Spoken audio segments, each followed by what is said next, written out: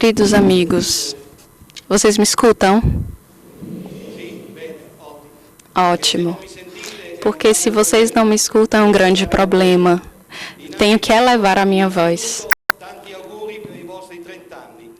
Muito parabéns pelos 30 anos. Eu que tenho 30 mais de voz, mais de vocês. Então eu sinto que preciso acompanhar vocês. Porque há 2 dias, quando eu voltava para casa de uma paróquia,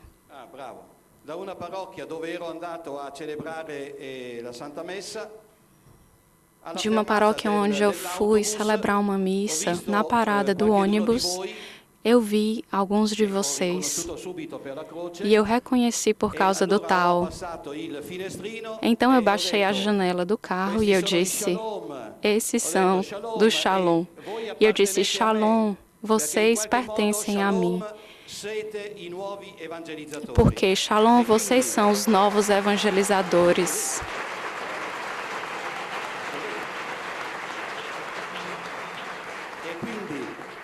E por isso, vamos fazer um pacto. Um aplauso no final de tudo. Porque se sempre por algum motivo simples, porque eu escrevi algumas ideias, mas eu penso e falo. Peço desculpa também para quem traduz, porque eu falo na minha língua, então falo muito rápido. Mas se vocês sempre aplaudirem, eu esqueço o que eu tenho que dizer para vocês. Então, já aplaudimos uma vez, e se eu merecer, vocês fazem um aplauso no final, e a gente acaba assim. Então, eu sinto vocês unidos ao Papa, e unidos a mim que recebi do Papa esta missão, porque vocês nasceram, eu sei, para a nova evangelização. Um saluto carissimo a Moisés e a Maria, porque uma grande saudação a Moisés e a Maria, porque o convite para estar aqui me encheu o coração de alegria, mas também me deram uma grande responsabilidade.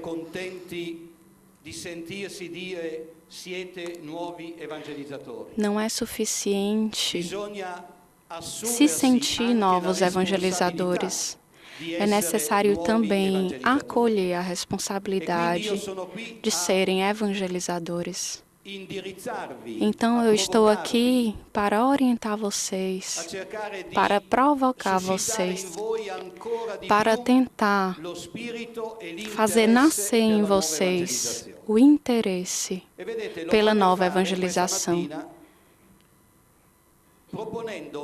E eu quero propor para vocês algumas perguntas que o Papa Bento XVI fez várias vezes neste mês. Eu acompanhei algumas vezes os discursos do Papa. Em alguns momentos o Papa fez algumas perguntas. E então disse, e a essas perguntas, a nova evangelização vai responder. E eu disse, é muito fácil fazer perguntas. Então, quando um pergunta, posso fazer uma pergunta? Claro que pode fazer uma pergunta. O problema não é fazer a pergunta, é dar a resposta. Então, o Papa nos fez uma pergunta que eu proponho a vocês, uma por vez. A primeira pergunta é essa. A ausência de Deus na nossa sociedade é mais forte. A história da revelação que nos fala na palavra de Deus parece que foi feita num passado sempre mais longe. Será que devemos ceder à pressão da secularização? Será que temos que nos tornar modernos através de uma fraqueza da fé, mas a fé tem que ser repensada e revivida de uma forma nova para se transformar em algo que pertence ao passado. Mas não é o enfraquecimento da fé que ajuda, mas vivê-la completamente no nosso hoje. Não serão as táticas a nos salvar, a salvar o cristianismo, mas uma fé repensada e vivida de uma forma nova, através do qual Cristo e o Deus vivo entre no nosso mundo. Eis então a primeira pergunta. Como vivemos em um grande período de uma profunda crise, que é uma crise de fé acima de tudo, temos que fragilizar a fé, temos que tornar a fé menos radical. Será que temos que apresentar de uma forma mais popular, renunciando à verdade que Jesus nos deu? Claro que não. A carta aos Hebreus nos diz de modo muito claro. A carta aos Hebreus, no capítulo 3, versículo 8, nos diz assim: Jesus Cristo é o mesmo, ontem, hoje e sempre. Gente, atenção, porque quando o autor escreve Jesus Cristo é o mesmo, ontem, hoje e sempre, ontem não significa 2000 anos atrás, ontem significa o dia em que tu o encontrastes, o dia em que tu fizestes a experiência viva com Jesus, o dia em que vocês disseram, hoje eu entrego a minha vida, te conheci e te disse, agora eu te entrego a minha existência, eu creio em ti, te dou o meu amém, ou seja, eu creio. Ontem significa para cada um de nós que devemos retornar constantemente ao primeiro dia em que descobrimos a fé. E com esta mesma intensidade que encontramos a fé pela primeira vez, este Jesus Cristo é o mesmo hoje. Não deve se transformar numa verdade óbvia.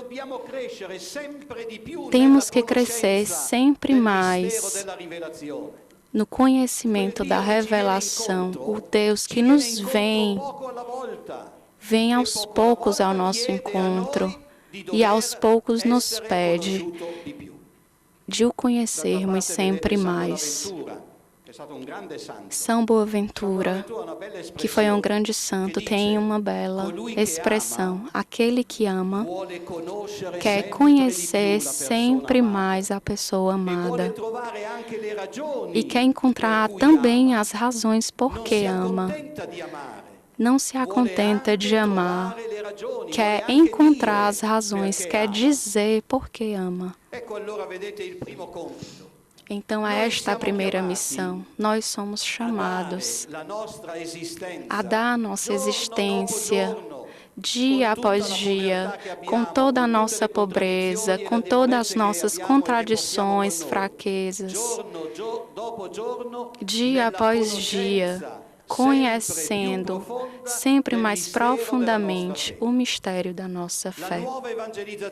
A nova evangelização, não esqueçam, a nova evangelização, em primeiro lugar, nos chama, primeiramente, aqueles que têm fé, que creem, os primeiros somos nós.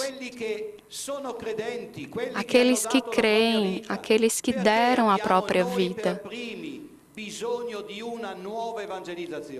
porque somos nós os primeiros a termos a necessidade da evangelização para reavivar a nossa fé.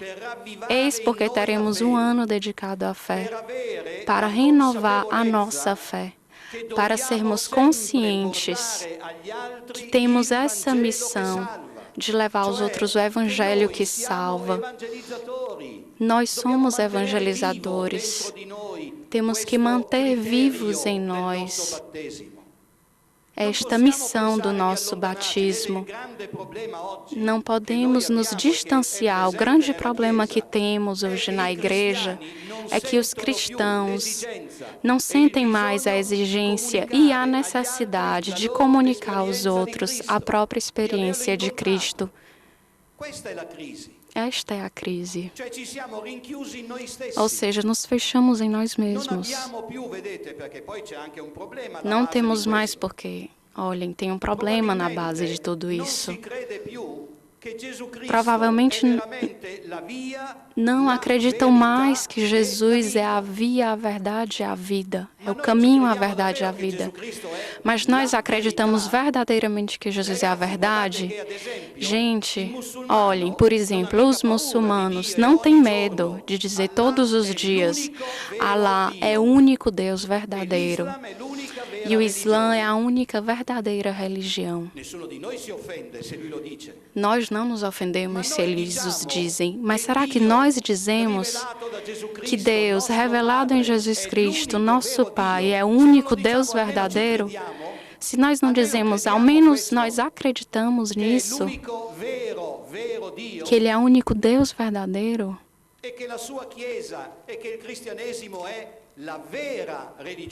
e que o cristianismo é a verdadeira religião, olhem.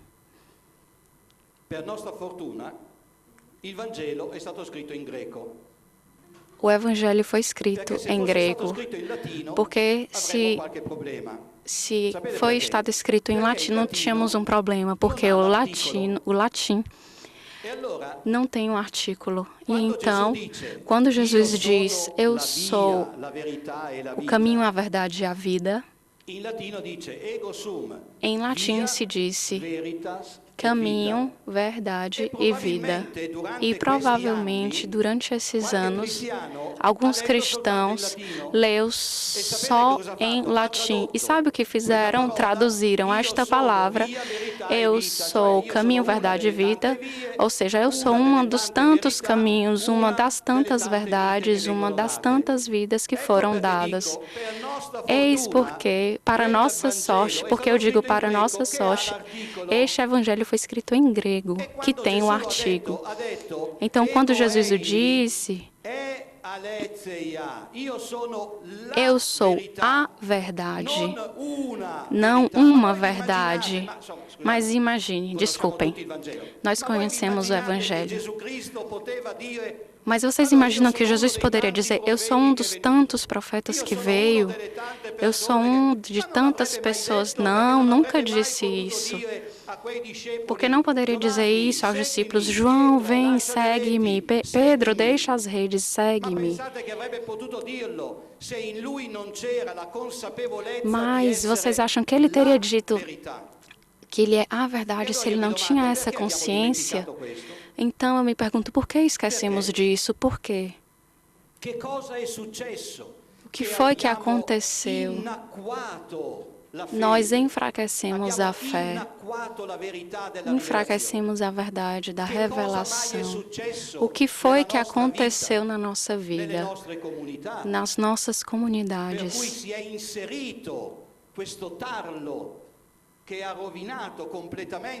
Que foi inserido este elemento que estragou a fé que nos foi transmitida com toda a força e com todo o sofrimento.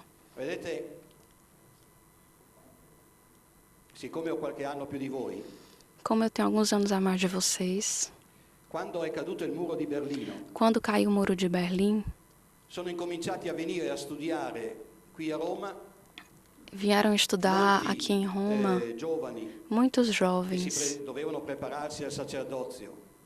que iam se preparar para ser padres e vinham dos países onde sofreram muito, onde tinha uma ação constante contra a religião, um ateísmo pragmático. Vinham estudantes da Romania, da Croácia, vinham da Hungria. Durante os meus 20 anos de ensino na universidade, eu recebi muitos estudantes desses países. E todos esses jovens sofreram. Todos. Porque tinha um clima de... não podiam nem se confiar aos próprios parentes. Porque tinham muitos espiões, até dentro da família eles sofreram muito. Mas a fé foi transmitida, se não dos pais, dos avós. Então tinha uma continuação desta fé. E pensavam que aqui no Ocidente, pela qual loro avevano sofferto e molti erano anche morti, pensavam que aqui no Ocidente nós continuássemos a crer. Caiu o muro, vieram para cá, olharam e disseram: mas nós, por quem sofremos? Aqui não tem mais a fé, todos estão em crise. E foi um drama para muitos ver que onde a fé era livre para se expressar, os cristãos a enfraqueceram. Colocaram muita, mas muita água no vinho. E o vinho perdeu o sabor.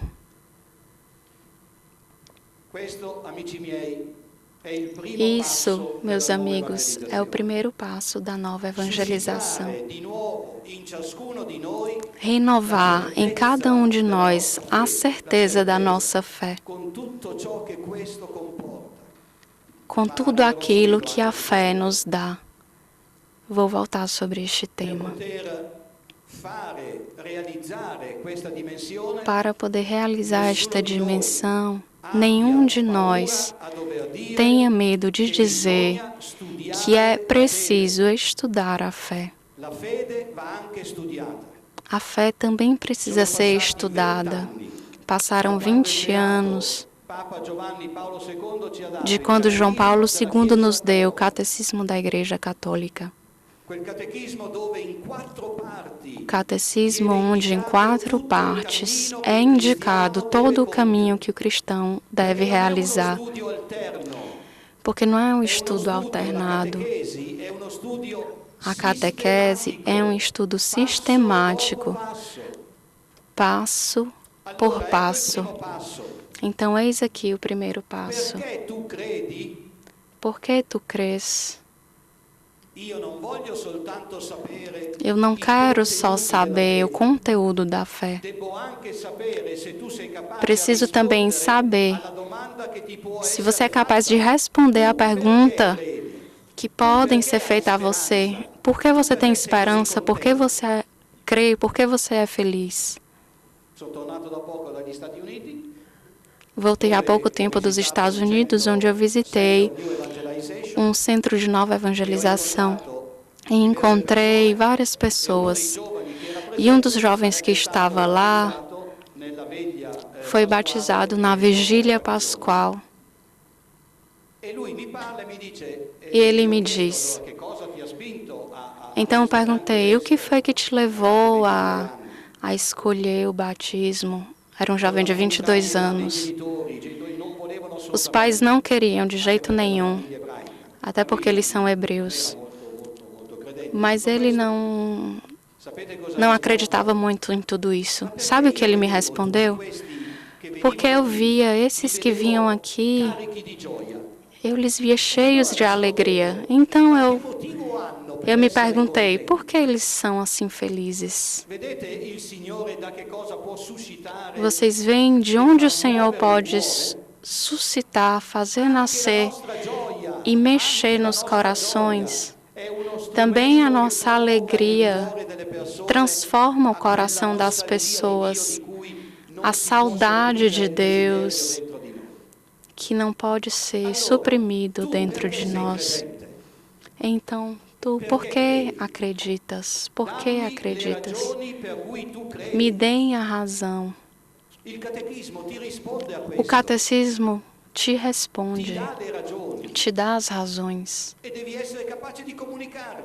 E vocês têm que ser capazes de comunicar, porque dá as razões e o conteúdo da fé vão juntos, estão juntos. Mais tu sabes o porquê tu crês, mais tu queres conhecer, mais tu conheces, mais tu és motivado a escolher. Gente, acreditar é uma escolha. Não existe maior liberdade que no ato de acreditar. Não existe maior liberdade do que pegar toda a vida toda, não só um pedaço, mas entregar a vida inteira a Deus.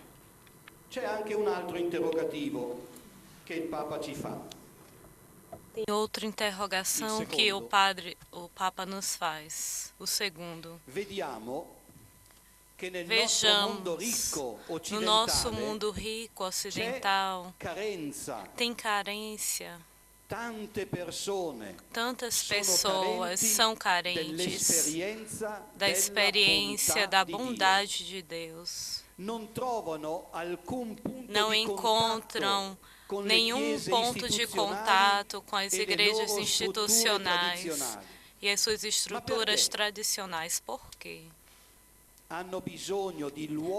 Têm necessidade de lugares onde podem falar do nosso saudade, do nosso desejo interior. Aí nós somos chamados a procurar as novas vias de evangelização. Isso se remete a nós. Vocês devem ser aquelas comunidades onde quem nos encontra pode falar com vocês sobre a saudade de Deus. Por quê? Porque vocês exprimem uma realidade que é muito além de toda a estrutura institucionalizada, onde muitas vezes a igreja está. É necessário ter estatutos, regras, mas mesmo por isso, porque a igreja vos reconhece como lugar onde vocês podem andar de um lado a outro sem confim, e ninguém pode dizer até aqui você chega e até ali chego eu, mas aqui não tem nada disso. Aqui vocês estão em movimento, aqui vocês são dinâmicos. Vocês devem ser, então atenção. Os leigos devem ser capazes de descobrir o seu sentido de leigos. Os sacerdotes devem ser fiéis aos seus ministérios sacerdotais. Não pode existir que seja uma clerigação dos leigos e do clero. Isso não pode ser nova evangelização. O Conselho nos falou de maneira clara a este propósito. A vocês, leigos, disse: vocês devem ir anunciar o Evangelho onde só vocês podem chegar. Porque algumas coisas, quando eu digo, vocês veem como eu estou vestido. Se venivo come volevo venire, con le maniche corte, sarebbe stato più facile, ma sono venuto perché questa è una assembleia solenne. Eu vim assim porque essa é uma assembleia solene. Se não fosse assim, viria com mangas curtas. Mas vocês veem. Siccome io sono un prete, io sono un vescovo. Eu sou um bispo, mas eu devo dizer algumas coisas. É certo que eu devo dizer queste cose, perché? Ma perché sono vescovo. Devo dizer porque sou bispo, mas se dizem vocês que são leigos, vocês sabem o quanto vocês podem tocar os corações 10 vezes mais que eu, até mesmo muitas vezes mais. Por quê? Porque vocês não são sacerdotes. Porque vocês podem falar de uma maneira, de uma experiência de vida dividida por outros como vocês e outros que esperam essa palavra. A vossa convicção os provoca a refletir. Isso é fundamental. Lá onde somente vocês podem chegar, no lugar do trabalho, onde se trabalha. Pense em quantos lugares nós devemos ainda encontrar como espaço de nova evangelização. E assim vocês levarão as suas experiências, mas pensem no âmbito da comunicação, onde nós estamos ausentes. Pensem no âmbito da política, de empenho social, nas prefeituras. Pensem em tantos lugares que têm necessidade dessa preparação, profissionalização e convicção de ser credente. Ali podem chegar somente vocês. Eu não posso ser político, eu não posso ser síndico, eu não posso ser jornalista, mas eu sou sacerdote. E a nós, sacerdotes, nos é dada a grande responsabilidade de evangelizar com coerência. Então eu faço uma pergunta a você, a todos os sacerdotes e diáconos presentes. Quanto tempo vocês se dedicam a preparar a homilia?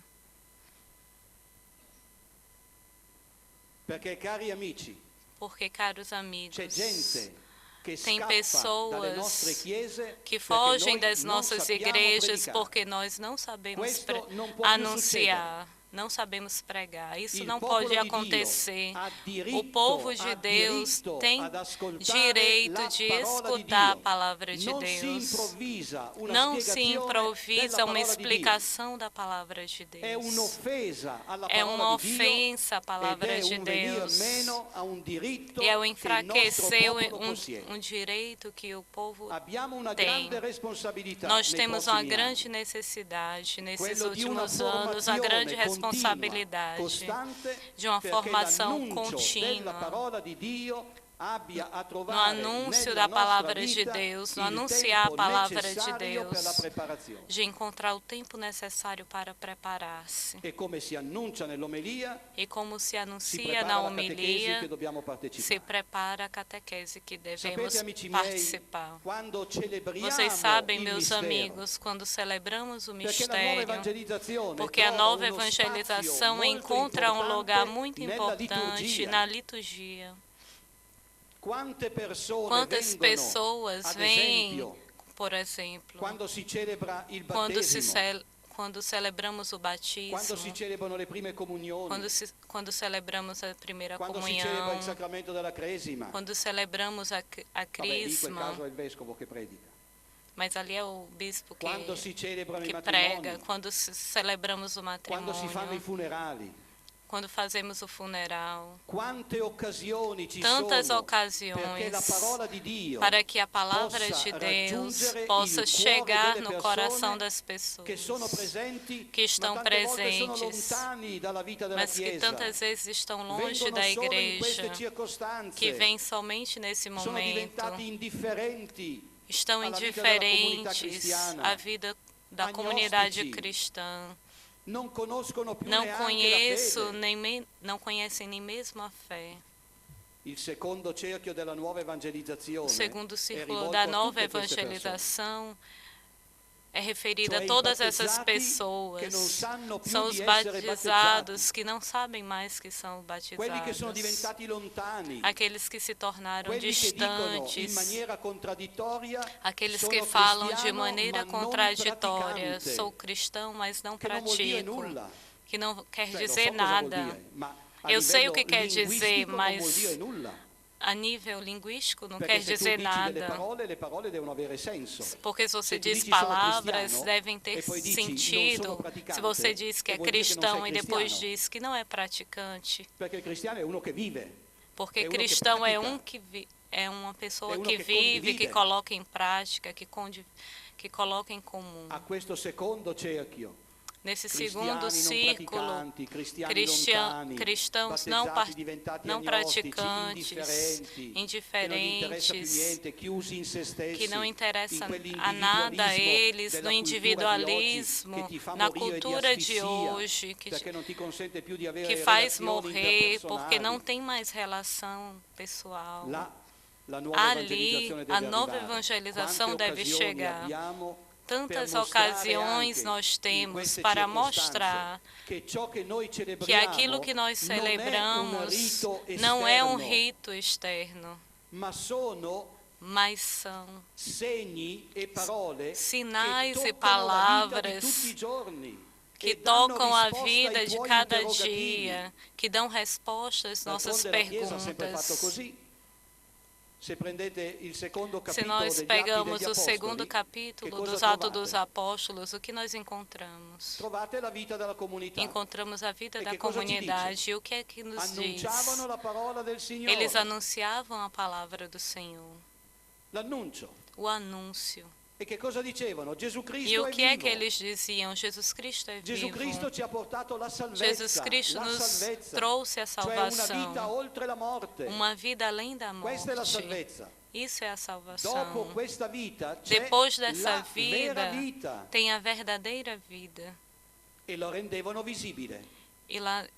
E colocavam à mostra porque celebravam a Eucaristia. Porque partiam o pão juntos. Pensem que bonito aquele gesto que ninguém vê. Aquele gesto da celebração da missa. Quando o sacerdote diz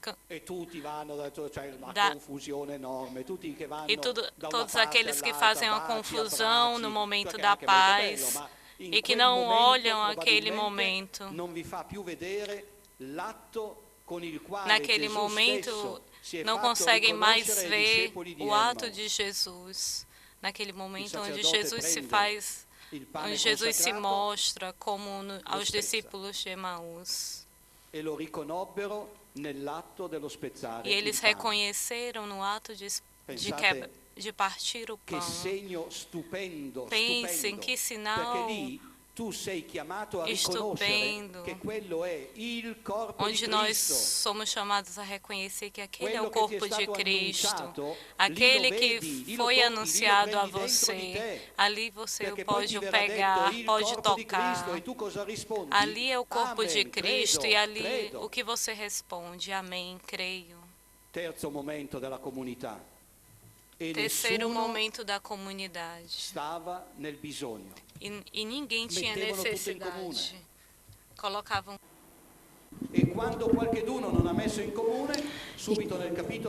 E quando alguém não colocava em comum, no capítulo seguinte, dizia que morre, se torna infecundo. Pensem no exemplo de Anania. Venderam um campo, mas ficaram para si. Se vocês não derem tudo, vocês morrem. Se vocês dão tudo, vocês vivem.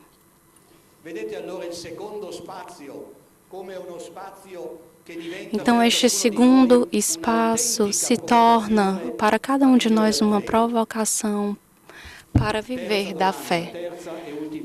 Terceira e última pergunta do Papa. Com preoccupazione, non soltanto I fedeli credenti, ma anche estranei. Não só os fiéis que acreditam, mas também os estranhos observam. As pessoas que vão à igreja são cada vez mais idosos e o número diminui constantemente, como se tivesse também parado as vocações sacerdotais, como cresce aqueles que não creem e o ceticismo. O que devemos fazer? O Papa continua. Existem várias discussões sobre o que fazer para que nós transformemos as tendências. E com certeza temos que fazer muitas coisas, mas o fazer, somente fazer, não resolve o problema. O centro da crise da Igreja da Europa é a crise da fé. Se a essa crise não encontramos uma resposta, se a fé não retoma uma vida, se transformando uma convicção e uma força real através do encontro com Jesus Cristo, todas as outras reformas serão ineficazes. O que a nova evangelização nos pede, depois dessas perguntas do Papa, nos diz, caros amigos, que antes de fazer, devemos ser. O Conselho tinha uma linda expressão em relação a isso. No documento que fala sobre a Igreja e o mundo, a Gaudium et Spes, onde diz: o homem vale mais por ser do que pelo que há. Então, é aí a grande batalha entre o ser e o haver. É preciso ser. E o ser significa temos que alcançar uma profunda identidade cristã.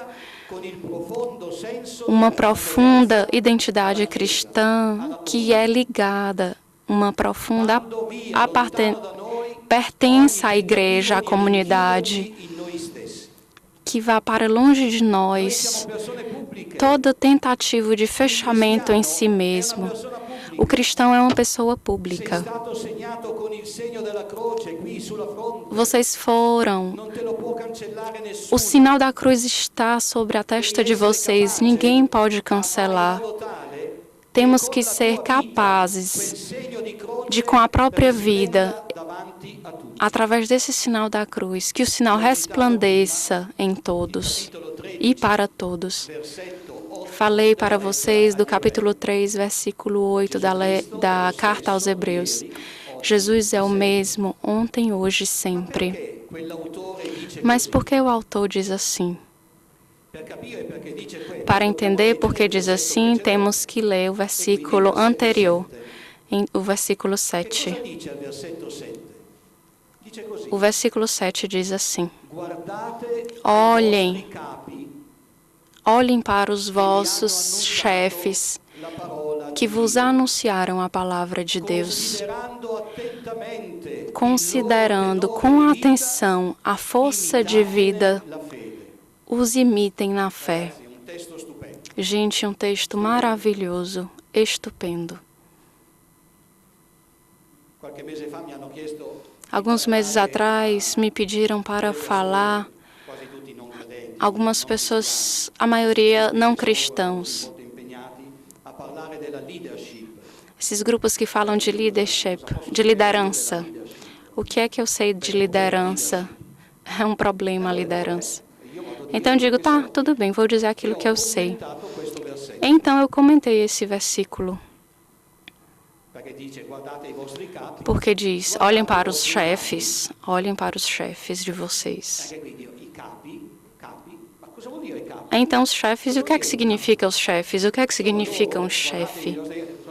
Olhem, são eles? Sim, também. Mas na carta aos Hebreus, uma bela carta, bela porque, olhem só, pela primeira vez se fala de Jesus como um sumo sacerdote. É toda uma carta que fala sobre o sacerdócio de todos os batizados e também o sacerdote ligado ao serviço ao serviço próprio para Deus no povo cristão. Então, lá falam dos sacerdotes e dos bispos. Todas as vezes em que nessa carta se fala dos chefes, e falam várias vezes, uma vez diz em grego, presbiteroi.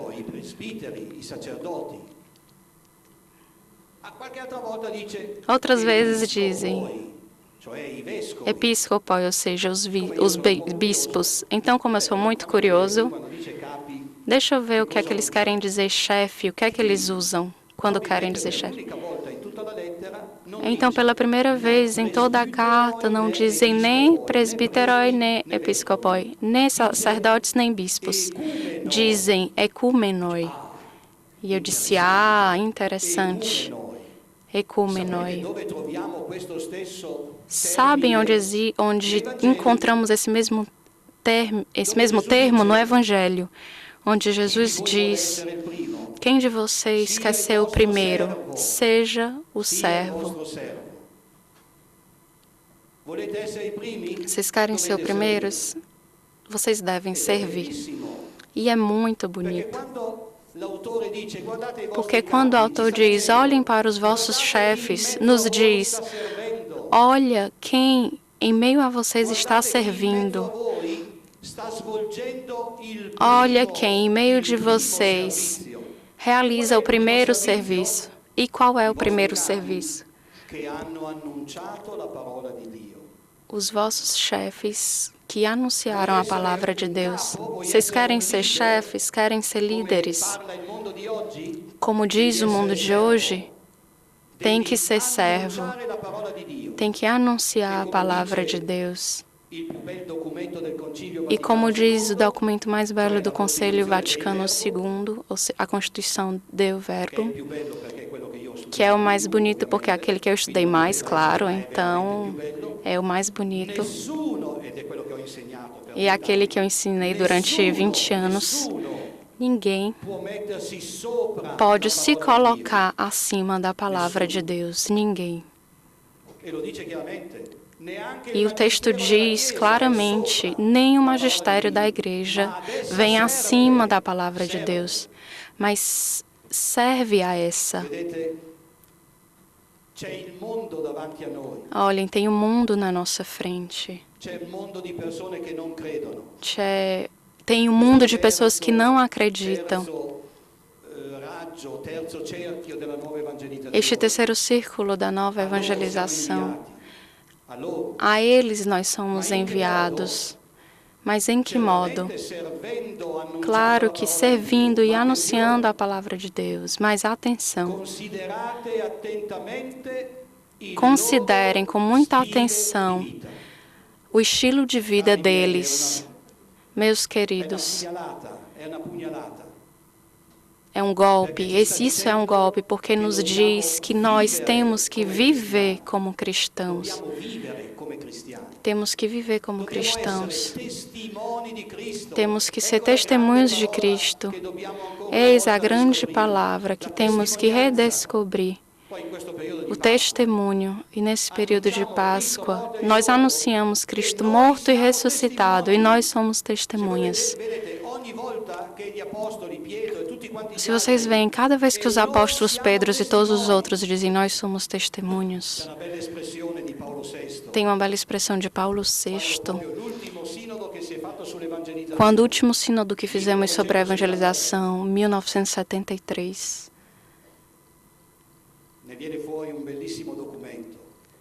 sobre isso veio um documento, Evangelho Nunciandi, a anunciar o Evangelho.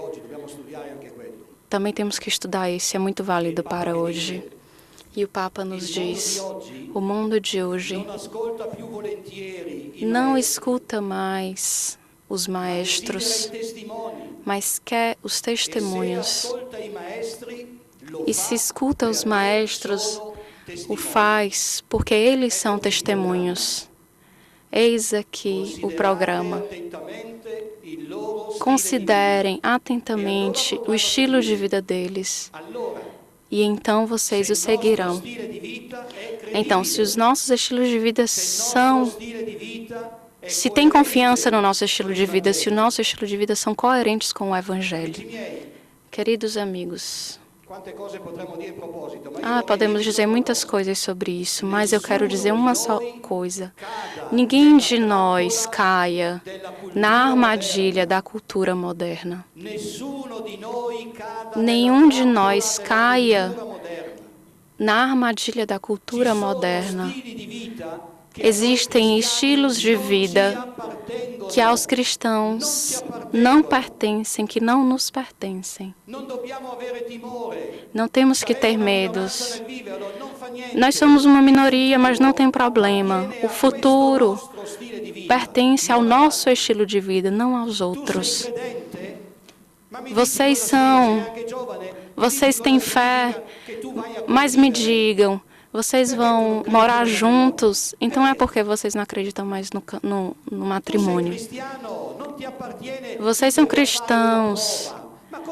Não precisa tentar, mas o que é que vocês querem tentar? Vamos tentar se nós conseguimos viver juntos por alguns anos.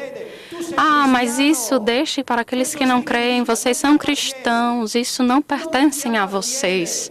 Não pertencem a vocês. Não caiam na armadilha da cultura. Como se as coisas são alcançadas facilmente. Tu precisa fazer passo após passo, renunciando a você mesmo. Esse é o desafio que vai vencer. Mas se nós seguimos a cultura de hoje, não vamos a canto nenhum. Não importa o que nos dizem Obama, o que nos dizem Hollande, o que dizem todos. Precisamos afrontar. Eles afrontam os problemas da vida de hoje de coisas que a eles não custa nada. E eles não sabem que deste modo se destrui a cultura romana do quarto século, exatamente desta forma. Mas é possível que no mundo de hoje, depois de 2000 anos, pessoas que têm a responsabilidade dos povos vivem de uma profunda ignorância histórica, não entendem que aquele estilo de vida proposto levou à destruição da sociedade. Então eu vou dizer para vocês, eles deveriam ter estudado o que aconteceu no passado. E eu garanto para vocês que desta forma a sociedade não repetiria os mesmos erros. A história é maestra de vida. Mas se nós não conhecemos a história, se vocês acham que nós vivemos porque demos um voto ao presidente, também não faremos história. É por isso que o futuro pertence a nós, realmente pertence a nós. Mesmo se é cansativo, não caiamos nesta armadilha. O nosso estilo de vida é referência para cada um de nós, de referência ao Evangelho. Nossa missão, nossa responsabilidade a comunicar a todos. Por isso, precisamos viver em constante relação com Deus. Ninguém pode falar de Jesus Cristo aos homens de hoje se antes não fala com Jesus Cristo dos homens de hoje. Temos que fortalecer a oração. Vocês querem falar de Deus? Antes, falem com Deus. Queridos amigos, espero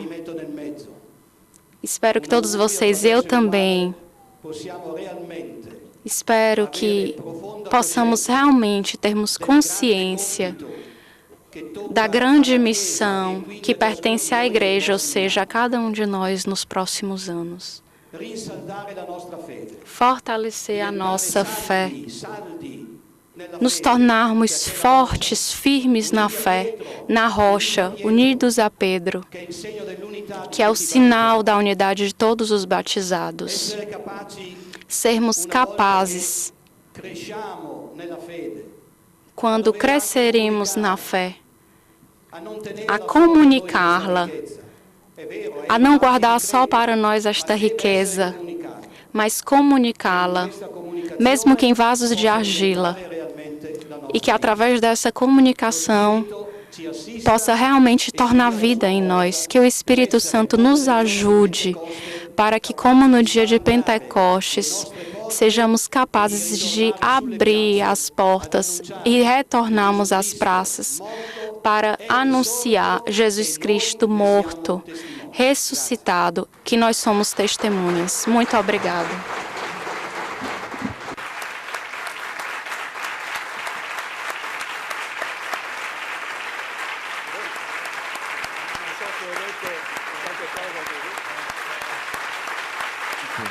E vogliamo anche dare il nostro saluto a tutte le persone che accompagnano nella web TV. Possiamo dare il nostro saluto, hanno chiesto permesso della internet in molte parti del mondo che accompagnano a noi in questo momento. Ok.